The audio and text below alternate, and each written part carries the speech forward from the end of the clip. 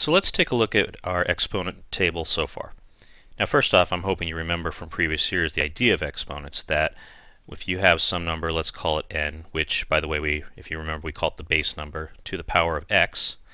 That's just telling you to multiply n, and we just keep multiplying it, so on and so on and so on, until we've multiplied it x number of times.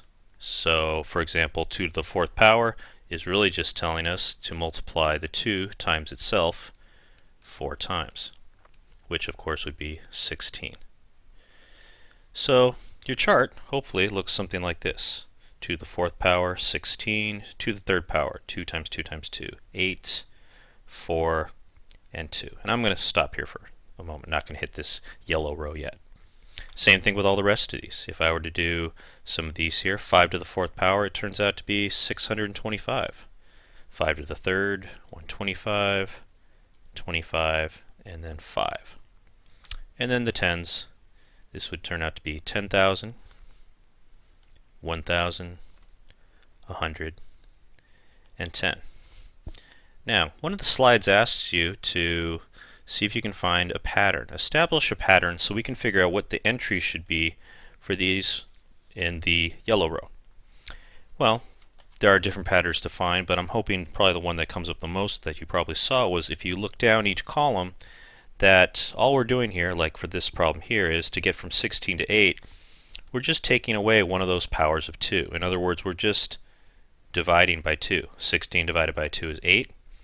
We back it down further. 8 divided by 2 is 4, and 4 divided by 2 is 2. So if we were to continue that pattern, that would give us the next entry for what 2 to the power of 0 is. And it turns out if we divide by 2, well, 2 divided by 2 is 1. Alright, let's see what we get in the next column. Here, if you take a look, we're doing powers of 5. So if you look at 625 and then 125, same idea as the first column, except in this case we're dealing with 5s. 625 divided by 5 is 125. If we back it down another step, 125 divided by 5 is 25, and 25 divided by 5 gives us 5. So if we take that pattern we've established and go one step further, we have to ask ourselves, what's 5 divided by 5? Well, it's 1. And you can kind of start to see that we're trying to establish a rule here.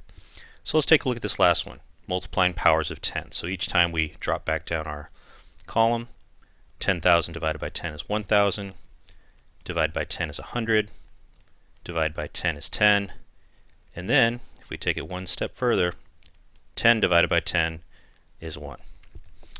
And so what it turns out to be is we've established this pattern that there's this rule that says if we have some number n to the power of 0, it's always going to be 1. And the only exception to this rule, by the way, is 0.